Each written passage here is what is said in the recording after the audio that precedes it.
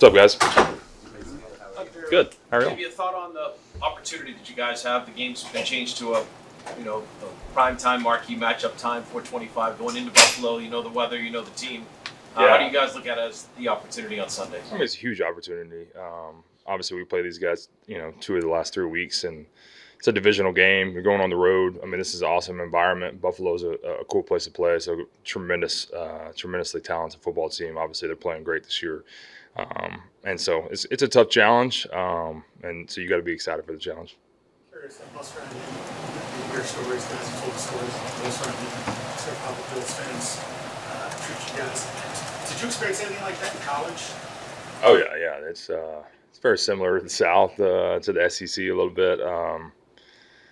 There's a lot of bad blood for sure. So they take a lot of pride in their team. You got to give them credit, man. A very passionate fan base that brings a lot of juice and energy to the stadium. You get 62 receptions, which is a career high. What's the significance of that to you? Yeah, I mean it's always good to achieve a milestone that I had it was a while ago. I feel like that I had that. I feel like that was like my 4th or 5th year. So yeah, it's always good to have a new milestone, something to chase after for next year too. So hopefully I can keep stacking and stack it a little higher, so I'll have even more to achieve. Obviously, you'd like to pull off the upset on Sunday. How in your mind, what would be the perfect game for you guys to play to do in order to accomplish that, which you haven't been able to do yet? Yeah, I mean, we got to start fast because this is a start fast team for sure. They're going to have all the energy in the stadium. So, I mean, if you could start fast, stay in the game early, I think that's something, we just haven't been able to do the last few road games is obviously getting behind the 8 ball, not playing good early, and being able to, teams have kind of gotten up on us a little bit, and we got to be able to start fast, especially against this team. Why does that happen, do you think? Well, I look at, especially our first drive, we were moving the ball. When we're just sometimes not good enough to play behind the chains in a lot of ways. It's just an uphill battle. When you have a big 3rd down conversion, then you have a holding penalty, get behind the 8 ball a little bit. Obviously, miss a kick can be deflating a little bit, just to be honest with you. And then, we dribble a snap, and then it's just things, crazy things happen. And I don't know if there's a rhyme or reason. I think everybody's got to be screwed in from the start. And if you can't be fired up when you step out there on Sunday and when all that energy in the stadium's going, you probably shouldn't be suiting up. Have you ever been to Buffalo when it's not 15 degrees and the wind is whipping and it's cold? I actually have, yeah. With Chargers, we got lucky one time.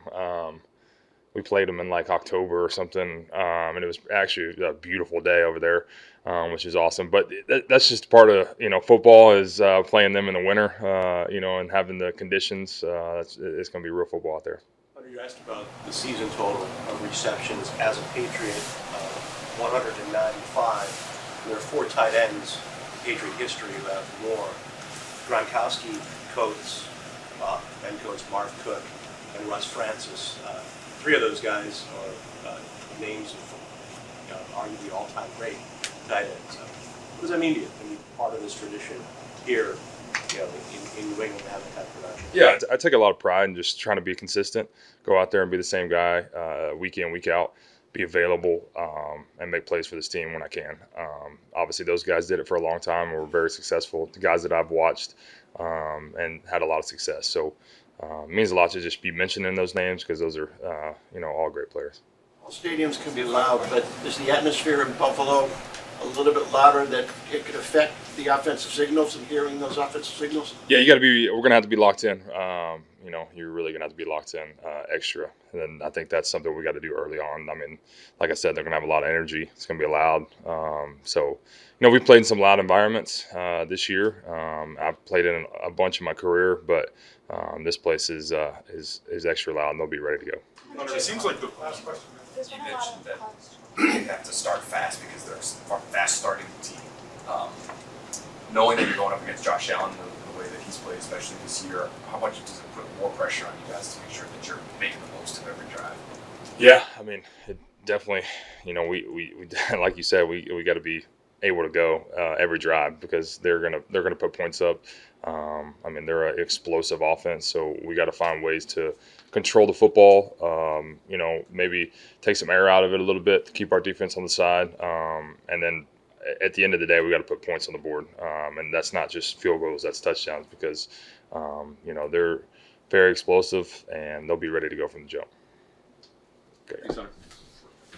The opportunity of a marquee matchup and moving to 425, the weather and everything else, just the opportunity you guys have going into Buffalo to play a very good football team on Sunday, and what can we do you guys to kind of get you going here at the end of the year? Yes, Buffalo's a great team. We already told ourselves that this game is about us coming out there doing what we're supposed to do, dominating. They moved the game to prime time, so time to show the world what we can do. Deatrich, you like going up there, playing Yes, and I playing do. in that environment? It's a great environment. Yeah, it's always loud, always high energy. That's one of the two places that I think it's always a playoff style atmosphere every time I go. Pittsburgh. Every quarterback is good in the NFL, but is Josh Allen one of those quarterbacks that you just got to be extremely careful with because he's dangerous on every level, running, passing? Yeah, with the quarterbacks now, they do a great job running the ball and throwing the ball. And he's in that category, a QB who can run, throw, big size, so can be hard to take down depending on which area he's in. But he's gotten better mentally as well as physically. Deatrich, what do you remember? This is going back 3 years, but when you faced the Bills 3 times in 2021, and including the playoff game at the end, about Josh's performance, because he obviously played his best ever against you then, and has become one of the best quarterbacks in the league since. So what's your question? What do you remember about those 3 games in 2021 against Josh Allen?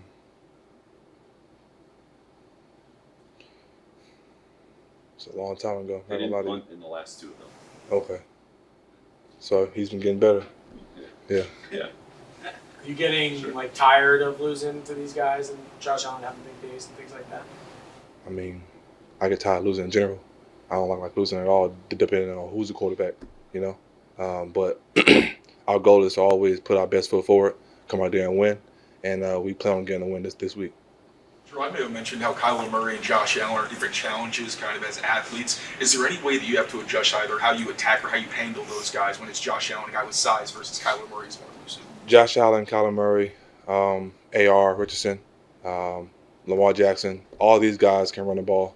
All these guys can throw very well. So if you put them all in the same pocket, quarterbacks who can run the ball very well and also throw the ball too, that's kind of how we see it. A QB who is dangerous both ways.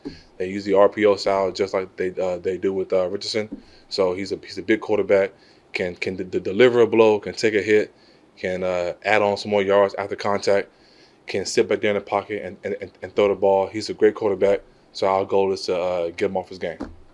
And speaking of those games, maybe what are some things you think you did well in terms of handling their mobility, and what are some things you'd like to improve on? Keeping him in the pocket and while he's in the pocket, hitting him. When you went back through the last game in the process of changing the page, what stood out to you defensively that you guys need to do better? Talking about last game we played the Bills. No, I'm sorry, the Cardinals. Okay, say again. To be frank, I'm thinking that probably was a tough tape to watch for the defense. I don't want to put words in your mouth. Mm-hmm. What did you see that you say, we do this, we can turn it around?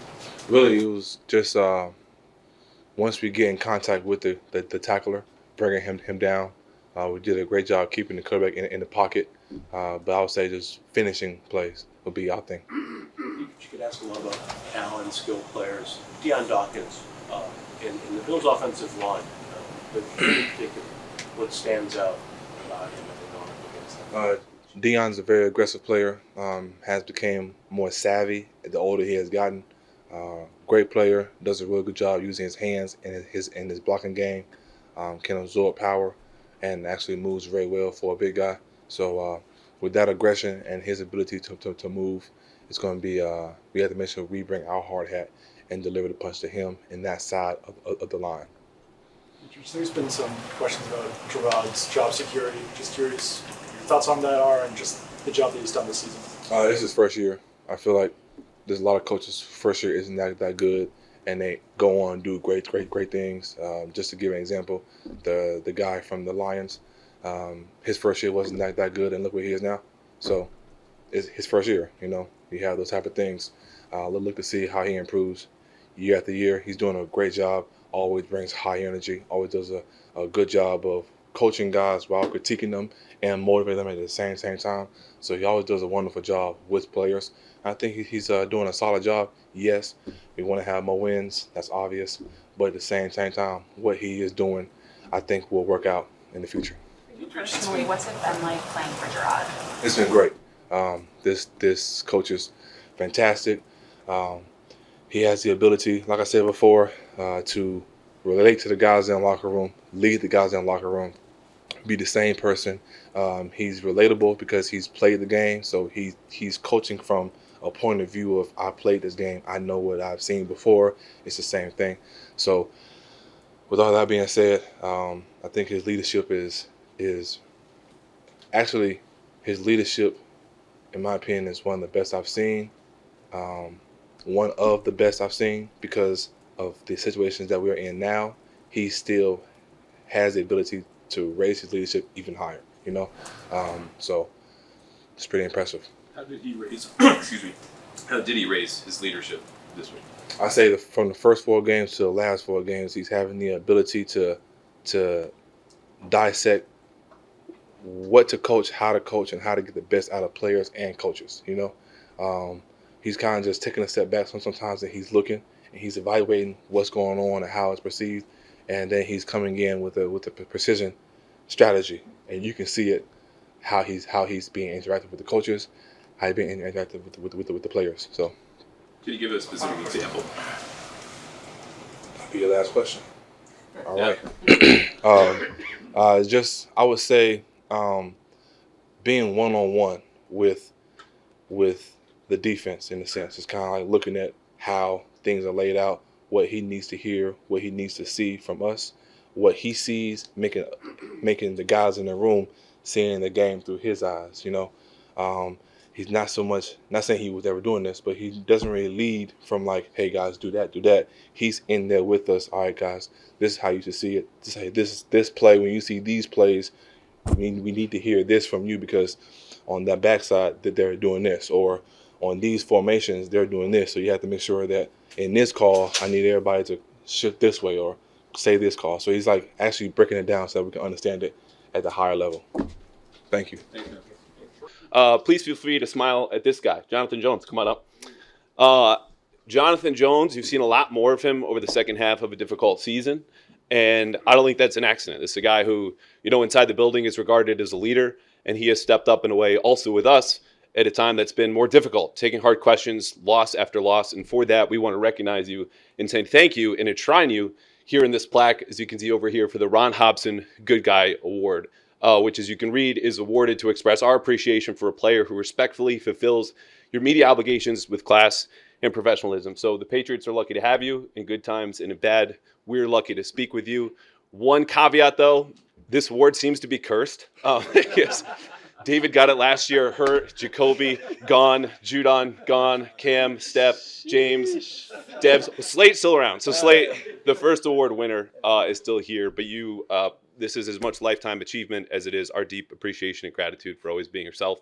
So thank you, John Jones, and congratulations. Thank you.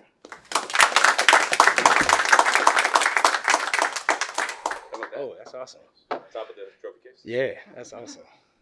Yeah, I'll try to revert the curse back to around like 2017. That's just some good guys back then.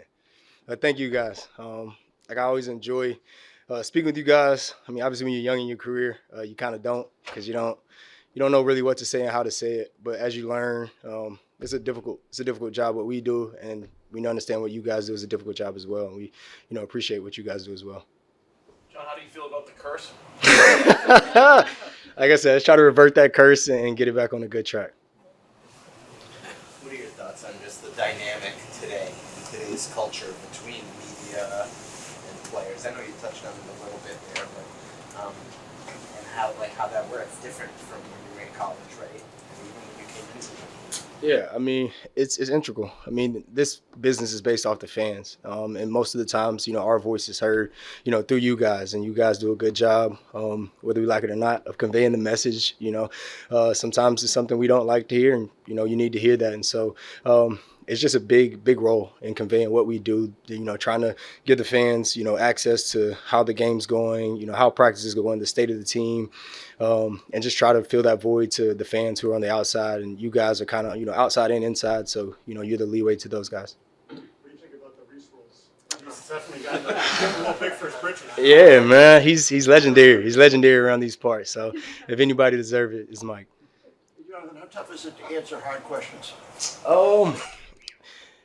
Sometimes it's tough, but I think when you don't take it personal and you understand that criticism and praise is a representation of the things you've done, out on the field, you face it head on, and you know that everything passes. You have an opportunity in this league to move forward from whether you're doing good or doing bad. It's what's next. So you take the questions head on, whether you like it or not, and move forward.